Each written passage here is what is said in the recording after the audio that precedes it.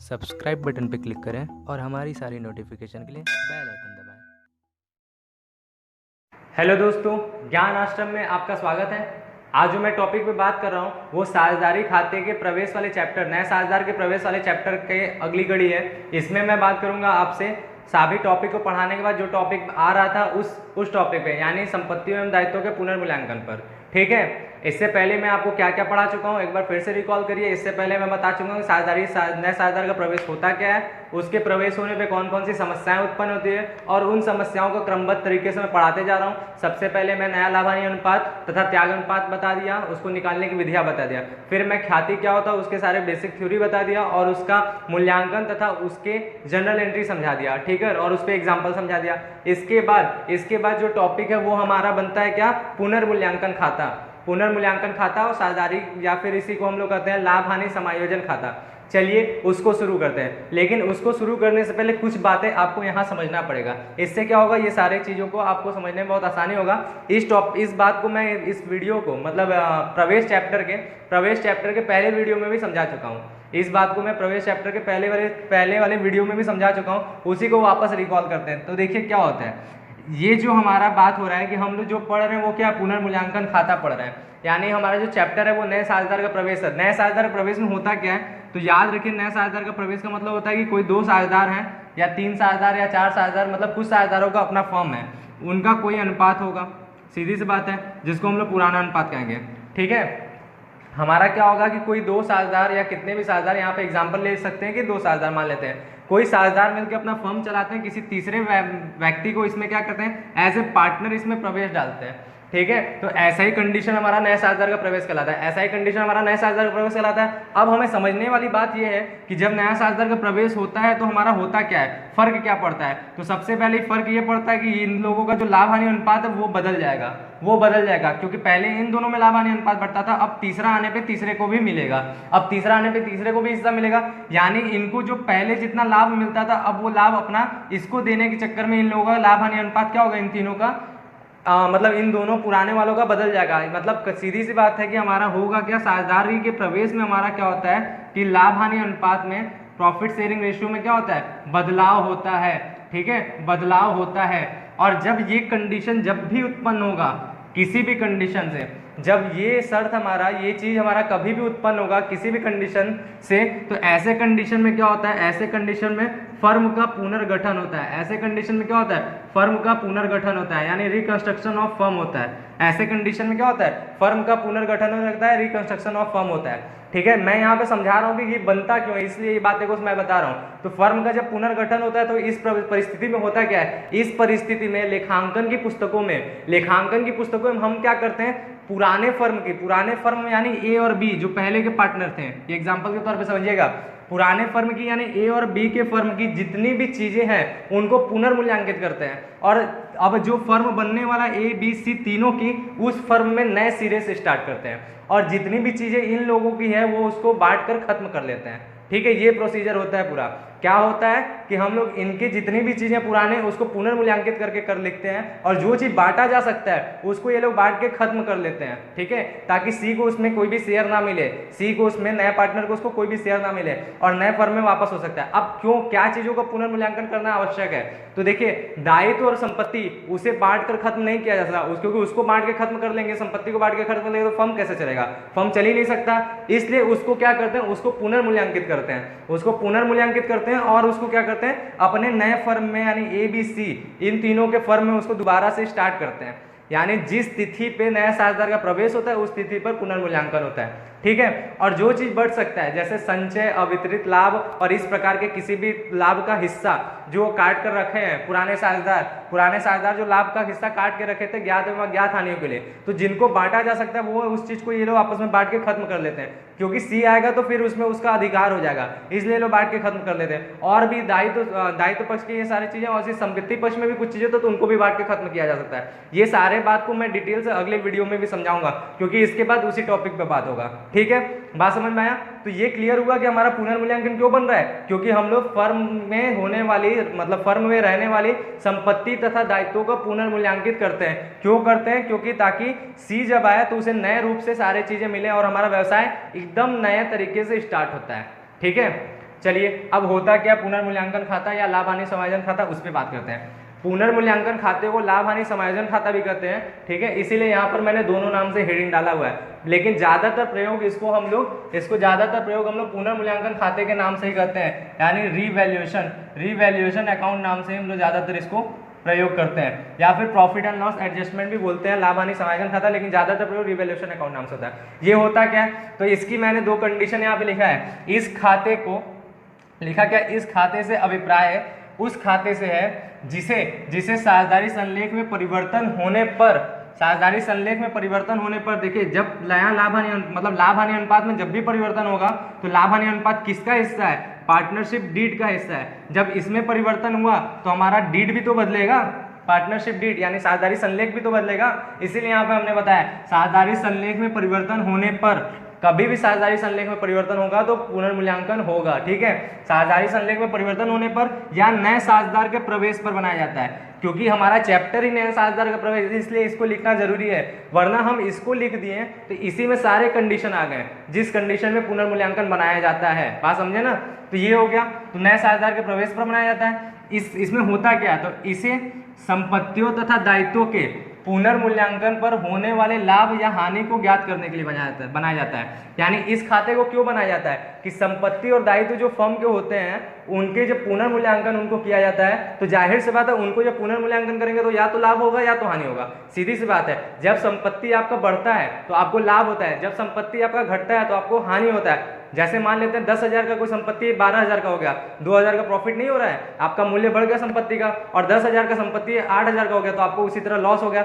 उसी तरह दायित्व का मूल्य जब बढ़ता है और जब घटता है तो उस प्रकार से उस पर भी प्रभाव पड़ता है। जैसे एग्जाम्पल के तौर पर दायित्व का मूल्य 10,000 था, अगर दायित्व का मतलब है जिसे चुकाना है, अगर वो बढ़ गया, अगर 11,000 हो गया तो आपको 1,000 ज्यादा चुकाना पड़ेगा ना, यानी हानि होगा। और दायित्व का मूल्य इसी तरह घट जाएगा तो आपको लाभ होगा क्योंकि कम चुकाना होगा, ठीक है।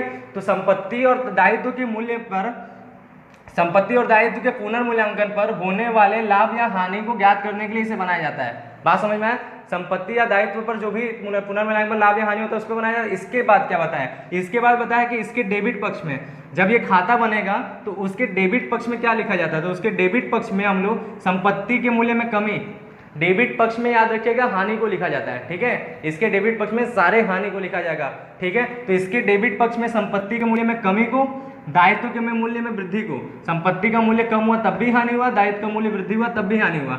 या अलिखित दायित्व को, अलिखित दायित्व का मतलब होता है कि पहले से आर्थिक चिट्ठा में नहीं था, मतलब ए और बी का जो पुराने साझेदार हैं ए और बी, इनके चिट्ठा में वो चीज नहीं था, लेकिन सी के आने पर जब पुनर्मूल्यांकित किया जा रहा था अपने फर्म को तो पता चला कि फर्म में हमारे पहले से ही कुछ ऐसे दायित्व मौजूद थे जिसको हम लोग अपने चिट्ठा में प्रदर्शित नहीं किए थे, तो वो अलिखित दायित्व होता है। तो वो अगर आता है तो वो भी आपका हानि हुआ, क्योंकि अचानक एक नया बोझ आ गया सर पे ना कि उसका भी पेमेंट करना है, तो वो भी हानि है। तो उसको या अन्य कोई हानि पर, इन सब के अलावा मैंने और टॉपिक लगा दिया कि इसके अलावा कोई और भी हानि होगा तो उसको भी पुनर्मूल्यांकन करते समय कोई और भी हानि होगा उसको लिखते हैं, ठीक है। कहाँ पर, डेबिट साइड की बात बता रहे हैं, डेबिट पक्ष में लिखते हैं। फिर उसके बाद तथा क्रेडिट पक्ष में संपत्तियों के मूल्य में वृद्धि, क्रेडिट पक्ष में क्या होता है, संपत्ति के मूल्य में वृद्धि।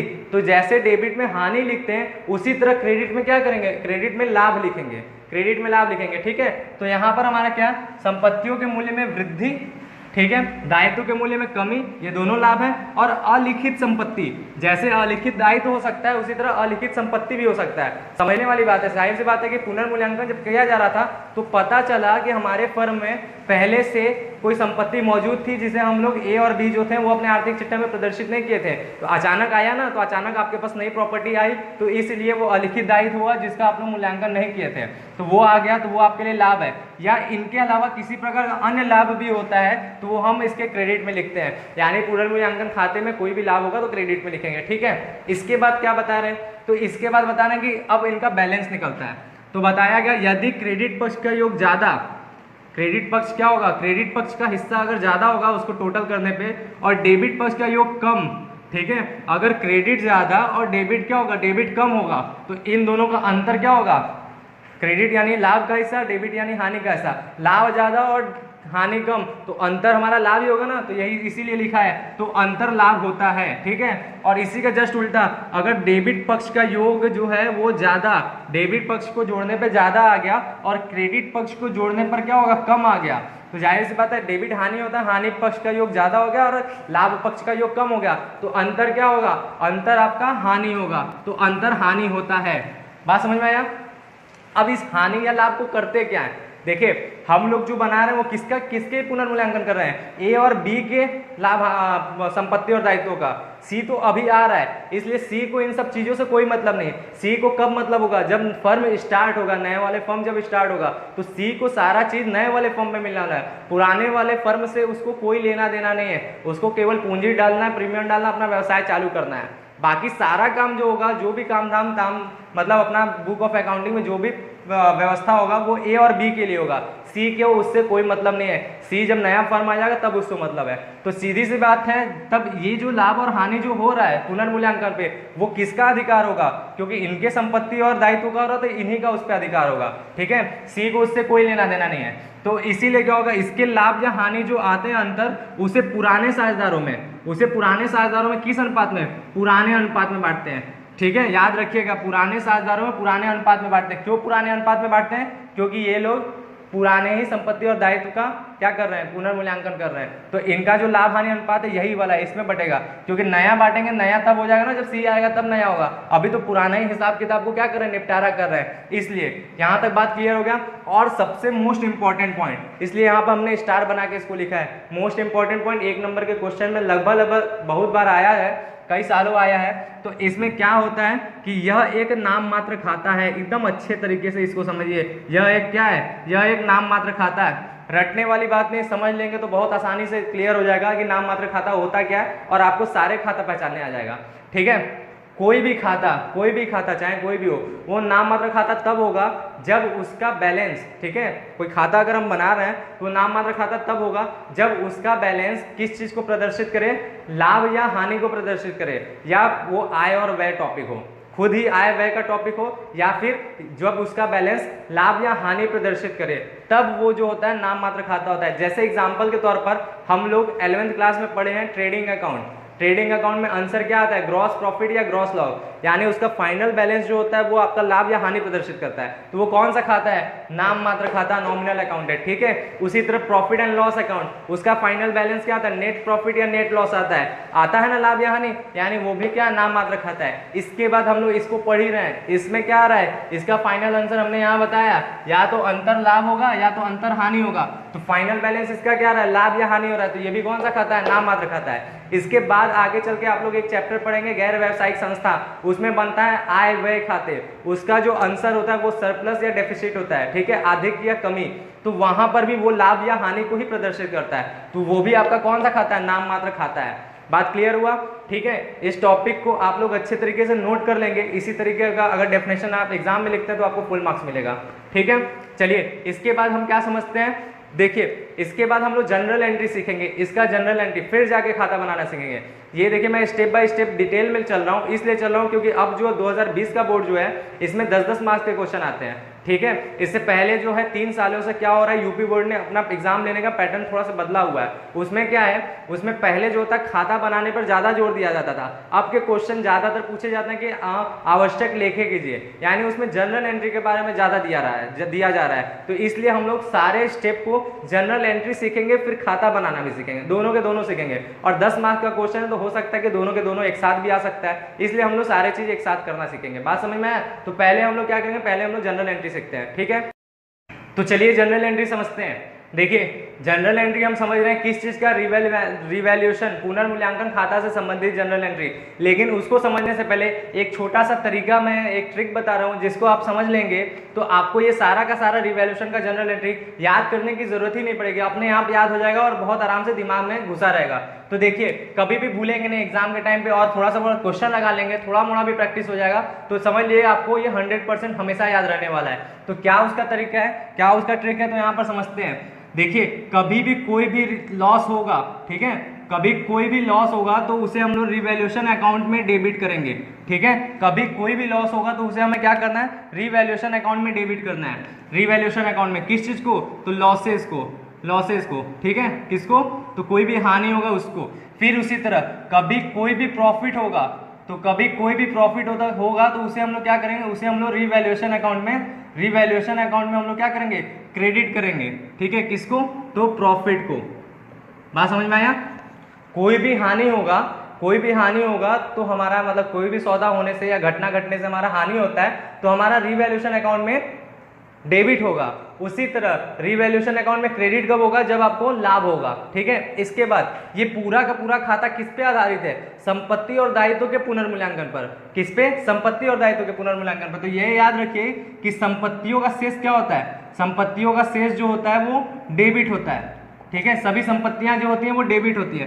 तो डेबिट होता है, तो डेबिट जब भी बढ़ेगा तो उसको क्या करते हैं, उसको हम लोग डेबिट करते हैं। अगर संपत्ति बढ़ता है तो जनरल एंट्री में उसे हम लोग डेबिट करेंगे। उसी प्रकार संपत्तियों का शेष डेबिट होता है और वो अगर घटेगा तो उसको हम लोग क्या करेंगे, उसको हम लोग क्रेडिट करेंगे, ठीक। लायबिलिटी जो होता है दायित्वों का शेष क्या होता है, दायित्वों का शेष आपका क्या होता है, क्रेडिट होता है, ठीक है। जैसे एसेट्स का बैलेंस हमारा डेबिट है उसी तरह हमारा लायबिलिटीज का बैलेंस क्या होगा, क्रेडिट होगा। और क्रेडिट जब भी बढ़ेगा क्रेडिट होगा। और किसी भी कारण से अगर घटता है दायित्व अगर घटता है तो उसे हम क्या करेंगे, उसे हम लोग डेबिट करेंगे, ठीक है। ये है, इसको फिर से समझिए। रिवैल्यूएशन क्या होगा, रिवैल्यूएशन डेबिट होगा कब, जब हानि होगा। रिवैल्यूएशन क्या होगा, क्रेडिट होगा कब, जब प्रॉफिट होगा, ठीक है। किसी भी वजह से अगर प्रॉफिट होता है तो क्रेडिट करेंगे रिवैल्यूएशन अकाउंट को, और हानि होता है तो डेबिट करेंगे। सेम उसी तरह एसेट्स और दायित्व का इसमें खेल है, तो इसको भी समझना है। एसेट्स डेबिट बैलेंस होता है, अगर एसेट्स में वृद्धि होती है, बढ़ोतरी होती है तो उसे हम क्या करेंगे, डेबिट करेंगे। और एसेट्स अगर कम होता है तो उसे हम लोग क्रेडिट करेंगे, क्योंकि उसका बैलेंस डेबिट है। उसी प्रकार लायबिलिटी का बैलेंस क्रेडिट होता है, वो बढ़ता है तो उसे क्रेडिट करते हैं। और लायबिलिटीज का बैलेंस अगर घटता है, लायबिलिटीज किसी वजह से घटता है तो हम लोग डेबिट करते हैं। ये हमारा ये प्रोसेस है, इसके अकॉर्डिंग हम इसकी सारी जनरल एंट्री समझ लेंगे, ठीक है। तो स्टेप बाय स्टेप समझते हैं। सबसे पहला हमारा लेखा हो जाता है संपत्तियों का मूल्य बढ़ने पर। संपत्तियों का मूल्य बढ़ने पर, अगर हमारा संपत्ति का मूल्य बढ़ेगा तो क्या होगा, हमने बताया संपत्ति है, मूल्य बढ़ेगा तो उसको क्या करना है, डेबिट करना है। यानी हमारा सीधी सी बात है, जो है संपत्ति क्या होगा, संपत्ति हमारा डेबिट होगा, सन्ड्री एसेट्स अकाउंट डेबिट होगा।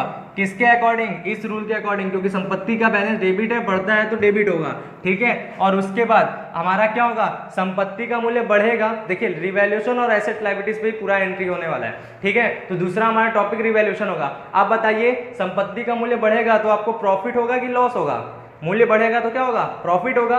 तो यहाँ पर देखिए रिवैल्यूएशन, प्रॉफिट होगा तो क्या करना है, उसे क्रेडिट करना है। यानी हमारा क्या होगा, टू रिवैल्यूएशन अकाउंट।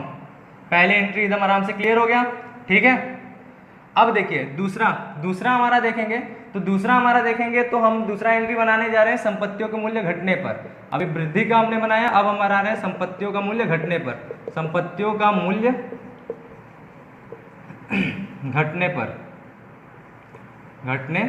पर अगर संपत्ति का मूल्य घटेगा तो क्या होगा, जैसे ही बढ़ने की बात है वैसे ही घटने की बात है। संपत्ति है, उसका बैलेंस डेबिट है, घटेगा तो क्या करना है, क्रेडिट करना है। यानी ये बात क्लियर हो गया, कि हमारा एसेट जो होगा वो क्या होगा, वो हमारा क्रेडिट होगा, यानी क्रेडिट में जाएगा, ठीक है। तो हमारा डेबिट क्या होगा, अगला टॉपिक रिवैल्यूएशन को समझेंगे। तो रिवैल्यूएशन क्या होगा, संपत्ति का मूल्य घटेगा, तो लाभ होगा कि हानि होगा, हानि होगा, सीधी सी बात है। हमारा संपत्ति पहले कितना था, 10 का था, अब 9 हो गया, तो हमें 1000 का लॉस हुआ ना। तो लॉस होगा तो रिवैल्यूएशन को क्या करते हैं, डेबिट करते हैं। इसीलिए हमारा क्या होगा, revaluation account debit to sundry assets account हो जाएगा। Revaluation account debit to sundry assets account. बात समझ में आया। Revaluation account debit to sundry assets क्यों हो रहा है, क्योंकि हमारा संपत्ति का मूल्य घट रहा है, घटेगा हानि होगा, इसलिए डेबिट। और सन्ड्री एसेट्स हमारा डेबिट होता है, एसेट्स का बैलेंस वो घटता है तो हमारा क्रेडिट हो जाता है, इसलिए क्रेडिट हुआ। जस्ट अपोजिट ऊपर वाले के जैसा, ठीक है, ऊपर का जैसा था उसी के जस्ट अपोजिट। अब तीसरा पॉइंट क्या होता है, अलिखित संपत्ति पर। अलिखित संपत्ति के लिए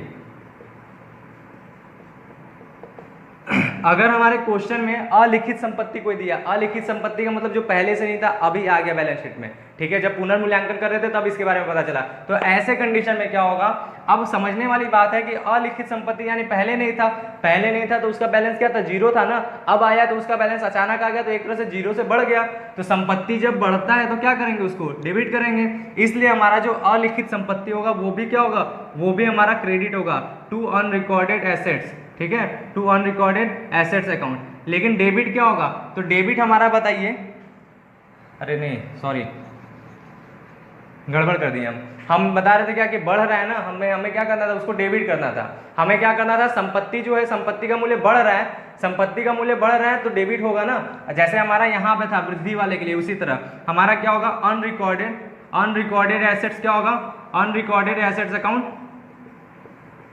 डेबिट टू क्या हो जाएगा, टू। अब संपत्ति जो हमारा अलिखित था, पहले नहीं था, अचानक आया, जीरो से बढ़ गया तो क्या है, फायदा है, तो रिवैल्यूएशन जब प्रॉफिट होता है तो उसको क्या करते हैं, क्रेडिट करते हैं, इसलिए हमारा क्या होगा, टू रिवैल्यूएशन अकाउंट हो जाएगा, ठीक है, टू रिवैल्यूएशन अकाउंट, ठीक है, बात समझ में आया, थोड़ा बीच में थोड़ा गड़बड़ हो गया था, समझने वाली बात है, यहाँ पर क्या है समझ लीजिएगा आप लोग फिर से, मूल्य बढ़ेगा लाभ होगा, इसलिए रिवैल्यूएशन क्रेडिट होगा, संपत्ति का बात हम चल रहा है तो संपत्ति बढ़ने पे डेबिट होगा, मूल्य घटेगा तो हमारा हानि होगा, रिवैल्यूएशन डेबिट होगा, संपत्ति का बात चल रहा है, संपत्ति घटने पे उसको क्रेडिट करते हैं, ठीक है। फिर उसी तरह अलिखित जो है, अलिखित का मतलब जीरो से आना, यानी वहां पर भी मूल्य बढ़ने की बात हो रहा है, मूल्य बढ़ेगा तो संपत्ति है डेबिट होगा और हमारा फायदा है, इसलिए रिवैल्यूएशन क्या होगा, क्रेडिट होगा प्रॉफिट होने पे, बात समझ में आया, क्लियर हो गया।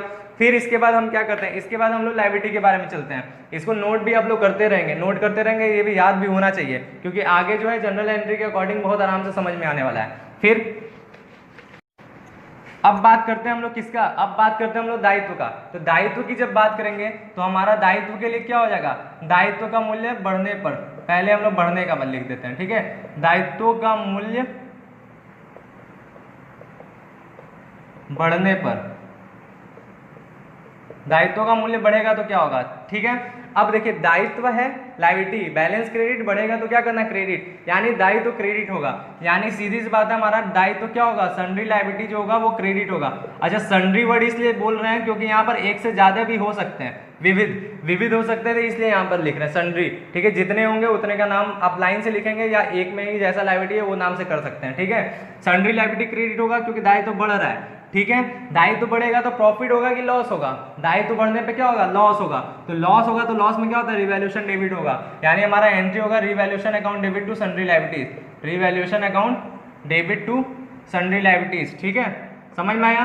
फिर इसके बाद हमारा क्या, दायित्व का मूल्य घटने पर, अभी हमने बढ़ने का एंट्री किया, अब हम क्या कर रहे हैं, अब घटने का, दायित्व का मूल्य घटने पर अगर दायित्व का मूल्य घटेगा तो हमारा क्या होगा, तो दायित्व का मूल्य घटेगा, लायबिलिटी है, बैलेंस हमारा क्रेडिट है, घटेगा तो उसको डेबिट करना है, यानी हमारा क्या होगा, सन्ड्री लायबिलिटीज अकाउंट क्या होगा, सन्ड्री लायबिलिटीज अकाउंट हमारा होगा डेबिट, ठीक है, क्योंकि कम हो रहा है, और उसके बाद हमारा दायित्व घटेगा तो हमारे लिए प्रॉफिट की बात है, लाभ हो रहा है, तो इसलिए रिवैल्यूएशन अकाउंट क्या होगा, क्रेडिट होगा, तो हम लिखेंगे टू रिवैल्यूएशन अकाउंट, फटाफट समझ में आ जाएगा, वो लिखने से तुरंत हमारे आंख के सामने रहेगा, हम फटाफट मिला लेंगे, तुरंत समझ में आ जाएगा, ठीक है। इसके बाद क्या है, इसके बाद हमारा जैसे अलिखित संपत्ति था उसी तरह अलिखित दायित्व होगा, तो अलिखित दायित्व के लिए हम लोग क्या काम करेंगे, अलिखित दायित्व के लिए, ठीक है, अलिखित दायित्व के लिए क्या काम होगा, तो समझने वाली बात है, अलिखित दायित्व मतलब सेम टू सेम क्या है, सेम टू सेम जीरो से हमारा क्या हो रहा है, पहले नहीं था ना तो जीरो था, अब अचानक आ रहा है तो क्या हो रहा है, बढ़ ही रहा है, एक तरह से दायित्व बढ़ने की बात हो रहा है, तो दायित्व बढ़ेगा तो उसे क्या करना है, क्रेडिट करना है, यानी हमारा अनरिकॉर्डेड जो होगा वो लायबिलिटी क्या होगा, वो क्रेडिट होगा, क्योंकि पहले नहीं था अब आ रहा है तो वो बढ़ रहा है, तो अनरिकॉर्डेड लायबिलिटीज अकाउंट हमारा क्या होगा, क्रेडिट होगा। और डेबिट क्या होगा, दायित्व बढ़ रहा है तो हमारे लिए क्या हानि है, तो हमारा रिवैल्यूएशन क्या होगा, रिवैल्यूएशन अकाउंट डेबिट होगा, रिवैल्यूएशन अकाउंट डेबिट होगा, ठीक है, समझ में आया। फिर से चीजों को समझ लीजिए, बार बार रिवाइज भी कर देते ताकि आप लोग के दिमाग में एकदम बैठ जाए ये बात, ठीक है। Revaluation debit to sundry liabilities क्यों हो रहा है? क्योंकि दायित्व का मूल्य बढ़ रहा है, दायित्व का मूल्य बढ़ेगा तो दायित्व क्रेडिट होता है, क्रेडिट बढ़ेगा तो क्रेडिट होगा, क्रेडिट बढ़ेगा तो क्रेडिट होगा, इसलिए सन्ड्री लायबिलिटीज क्रेडिट है। और हमारा दायित्व बढ़ने से हानि होता है, इसलिए रिवैल्यूएशन अकाउंट डेबिट है, क्योंकि हानि में रिवैल्यूएशन को डेबिट करता है। सेम इसी तरह दायित्व का मूल्य घटने पर दायित्व हमारा डेबिट होता है, तो हमारा सन्ड्री लायबिलिटीज अकाउंट डेबिट हुआ। क्यों? क्योंकि लायबिलिटीज का बैलेंस क्रेडिट होता है और वो घटेगा तो डेबिट हो जाएगा। और दायित्व अगर घटेगा तो हमारे लिए लाभ है, इसलिए हमारा क्या होगा? रिवैल्यूएशन अकाउंट क्रेडिट होगा। ठीक है, लाभ के लिए रिवैल्यूएशन को क्रेडिट करते हैं। अलिखित दायित्व के लिए हमारा क्या होता है? अलिखित दायित्व मतलब जीरो से अचानक आ गया तो वो हमारे लिए क्या है? वो हमारे लिए क्या है? तो वो हमारे लिए जीरो से दायित्व बढ़ रहा है तो वो हमारे लिए हानि है, इसलिए हमारा रिवैल्यूएशन अकाउंट डेबिट हो गया, हानि है इसलिए। और उसके बाद अलिखित दायित्व एक तरह से बढ़ने की बात होता है, तो लायबिलिटीज का बैलेंस क्रेडिट होता है, वो बढ़ता है तो क्रेडिट होता है, इसलिए टू अनरिकॉर्डेड लायबिलिटीज क्रेडिट हो गया। ठीक है, बात समझ में आई? यहाँ तक अच्छे तरीके से आया। अब देखिए यहाँ पर बात कंप्लीट नहीं हुआ, अब होता क्या है? अब रिवैल्यूएशन का अंतर की बात करेंगे, यानी या तो अंतर से हमारा लाभ होगा या तो अंतर से हमारा हानि होगा। तो उसको बांटने के लिए क्या लेखा करते हैं? रिवैल्यूएशन पे हुए लाभ या हानि को बांटने के लिए क्या लेखा करते हैं? बहुत अच्छे तरीके से उसको भी समझना है। तो देखिए अब रिवैल्यूएशन अकाउंट पे जो लाभ होगा या हानि होगा, अंतर के बारे में चलते हैं। तो अंतर में क्या होगा? अंतर में देखिए हमारा ये जो है 3 3 6 एंट्री हो गया था, यानी हमारा 7वां एंट्री समझ सकते हैं। ठीक है, तो क्या होगा कि अंतर, पहले हम मान लेते हैं कि पुनर्मूल्यांकन पर लाभ होने पर, पुनर्मूल्यांकन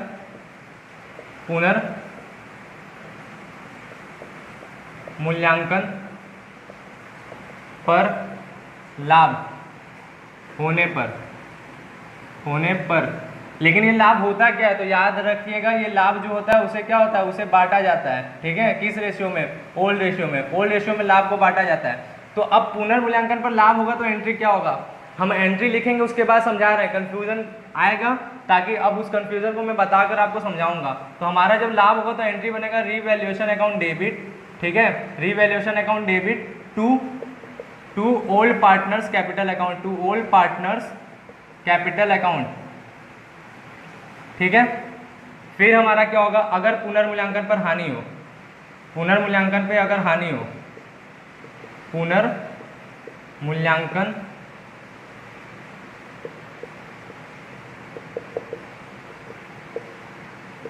पर हानि होने पर ये भी क्या होगा? हानि भी हमारा पुराने अनुपात में बटेगा। अगर पुनर्मूल्यांकन पर हानि होगा तो एंट्री बनेगा old partners capital account debit, old partners capital account debit to revaluation account. ठीक है, किस में बटेगा? ओल्ड रेशियो में, हम पहले भी लिख चुके हैं, यहाँ भी लिख दे रहे हैं। ओल्ड रेशियो में पुराने मतलब पार्टनरों में बटेगा, और यहाँ पे क्या होगा? ओल्ड रेशियो में पुराने पार्टनरों में बटेगा। तो देखिए समझने वाली बात ये है, और बच्चों को कंफ्यूजन क्या होता है, हर बार ये बच्चे क्वेश्चन करते हैं कि सर आपने अभी बताया कि रिवैल्यूएशन अकाउंट डेबिट तब होगा जब क्या होता है? जब हानि होता है, और रिवैल्यूएशन अकाउंट क्रेडिट तब होता है जब क्या होता है? जब लाभ होता है। ये बात मैंने बताया है, तो यही कंफ्यूजन आता है कि तो सर यहाँ पर तो लाभ हो रहा है, लाभ पे क्यों रिवैल्यूएशन को डेबिट किए हैं? तो समझना ये है कि हम ये कौन से लाभ को बांट रहे हैं, ये कौन से हानि को बांट रहे हैं? जो फाइनल हमारा बैलेंस है, जो फाइनल अंतर है। और फाइनल अंतर कैसे होता है कि रिवैल्यूएशन अकाउंट का डेबिट बैलेंस और रिवैल्यूएशन अकाउंट का क्रेडिट बैलेंस। ठीक है, इनका हम लोग डिफरेंस देखते हैं। अगर हमारा क्रेडिट ज़्यादा और डेबिट कम होता है तो ये जो डिफरेंस है वो क्या होता है? वो डिफरेंस हमारा लाभ होता है, वो डिफरेंस हमारा लाभ होता है। बात समझ में आया? कब लाभ होता है? जब हमारा क्रेडिट ज़्यादा डेबिट कम होता है तो उसका डिफरेंस हमारा लाभ होता है। सेम इसी तरह अगर डेबिट ज़्यादा और क्रेडिट कम होता है तो उसका डिफरेंस जो होता है वो क्या होता है? वो हानि होता है, वो हानि होता है। ठीक है, अब समझिए, अब यहाँ पर हम उसी को बांटने का एंट्री कर रहे हैं। हम किसका एंट्री कर रहे हैं? उसको बांटने का। तो हम जब बांटते हैं तो क्या होता है? किसी चीज़ को बांटते हैं तो वो खत्म हो जाता है ना, खत्म हो जाता है। तो क्योंकि लाभ का बैलेंस क्या होता है? क्योंकि लाभ का बैलेंस क्रेडिट होता है, और उसे हम क्या कर रहे हैं? उसे हम लोग खत्म कर रहे हैं। तो हम बांट के खत्म करेंगे तो इसे अपोजिट ही करके खत्म करेंगे ना, इसलिए डेबिट होता है। बात समझ में आया? लाभ है, लाभ को बांट के खत्म कर रहे हैं, इसलिए लाभ का जो बैलेंस हमारा क्रेडिट होता है, खत्म करने के लिए हम लोग रिवैल्यूएशन अकाउंट को डेबिट कर देते हैं ताकि बैलेंस उसका जीरो हो जाए, खत्म हो जाए। और बट के वो जाता किस में है? तो सभी चीज बांटते हैं हम लोग साझेदारों के पूंजी खाते के माध्यम से। सभी चीजों को हम लोग साझेदारों के पूंजी खाते के माध्यम से बांटते हैं, इसलिए to old partners capital account होता है। बात समझ में आया? क्या होता है? To old partners capital account होता है। और किस अमाउंट में, किस रेशियो में बढ़ता है? तो ओल्ड रेशियो में बढ़ता है। और एक और रीजन है हमारा ये क्रेडिट होने का, क्योंकि कैपिटल क्या है, कैपिटल लायबिलिटी है और लायबिलिटी का बैलेंस क्रेडिट होता है, और क्रेडिट जब भी बढ़ता है तो उसको क्रेडिट करते हैं। और लाभ से क्या होता है, लाभ से क्या होता है, लाभ से हमारा पूंजी इंक्रीज करता है, क्योंकि लाभ को पूंजी में जोड़ा जाता है, लाभ को पूंजी में जोड़ा जाता है, इसलिए हमारा ओल्ड पार्टनर्स का कैपिटल अकाउंट क्रेडिट है। जैसे हमने इससे ऊपर बताया था ना क्या, कि लायबिलिटी क्या होता है, लायबिलिटी क्रेडिट होता है और क्रेडिट जब भी बढ़ेगा तो क्रेडिट होगा, ये बताया था। तो इसीलिए हमारा जो पार्टनर्स का कैपिटल है वो क्रेडिट हो रहा है, क्योंकि लाभ जो है इसमें आ रहा है, जुड़ रहा है। फिर उसके बाद हानि होने पे, हानि का जो बैलेंस होता है एक्चुअल में तो डेबिट होता है, लेकिन हम इस हानि को क्या करें, बांट रहे हैं, बांट रहे हैं मतलब बांट के खत्म कर रहे हैं। तो खत्म करेंगे तो इसको क्या अपोजिट करेंगे कि नहीं, इसको हम लोग अपोजिट करेंगे कि नहीं, क्योंकि हमें जीरो करना है, खत्म करें तो अपोजिट करें, इसलिए क्रेडिट हो रहा है, इसलिए हमारा रिवैल्यूएशन अकाउंट क्रेडिट है, समझे, इसलिए रिवैल्यूएशन अकाउंट क्रेडिट है, क्योंकि डेबिट को राइट ऑफ कर रहे हैं, खत्म कर रहे हैं, इसलिए क्रेडिट हो गया, उसको जीरो कर रहे हैं। इसके बाद ओल्ड पार्टनर्स कैपिटल डेबिट इसलिए है क्योंकि हानि है, और हानि से क्या होगा, हानि से हमारा कैपिटल कम होता है, हानि से कैपिटल कम होता है, और लायबिलिटीज का बैलेंस क्योंकि क्रेडिट होता है, कैपिटल लायबिलिटी है उसका बैलेंस क्रेडिट होता है, और वो जब भी कम होगा तो उसे हम लोग डेबिट करेंगे, इसलिए ओल्ड पार्टनर्स कैपिटल अकाउंट हमारा डेबिट होता है पुराने अनुपात में। बात समझ में आया, ठीक है। हमको लगता है वीडियो बहुत लंबा हो जाएगा, इसलिए यहीं पे मैं अपने बात को खत्म करता हूँ। अगले वीडियो में मैं क्या बताऊंगा, इसका खाता बताऊंगा, इसका प्रारूप। अभी जनरल एंट्री आप लोग समझिए, बहुत जल्दी जल्दी वीडियो आएगा, घबराने वाली बात नहीं है, ठीक है। इसके बाद हमें क्या करना है, इसके बाद हम लोग को क्या करना है, इसका मैं खाता बताऊंगा, खाता बताऊंगा, और उसी वीडियो में एक थोड़ा सा और जनरल एंट्री है कुछ चीज़ों का, वो जनरल एंट्री समझाऊंगा, और फिर उसी में एक प्रैक्टिकल क्वेश्चन भी मैं आपको समझा दूंगा। तो ठीक है, आज के लिए इतना ही, कंप्लीट करते हैं इस चीज़ को। उम्मीद करते हैं आपको ये चीज़ बहुत अच्छे तरीके से समझ में आया होगा, और खासकर ये ट्रिक्स आप समझिएगा, इससे क्या होगा, इससे आपको कभी भी जनरल एंट्री समझने में कोई दिक्कत नहीं होगा, ठीक है। हम शुरुआत से ही इस ट्रिक को बताते हुए क्वेश्चन चलवा रहे हैं, तो इसलिए आपको ये सारी चीज़ें दिक्कत नहीं होगा, बहुत आराम से जनरल एंट्री समझ में आएगा। और आप लोग अगर अच्छा लग रहा है, बहुत अच्छा लग रहा है, तो इसको लाइक कीजिए, कमेंट कीजिए और दोस्तों तक शेयर कीजिए, साथ में चैनल सब्सक्राइब जरूर कर दीजिए।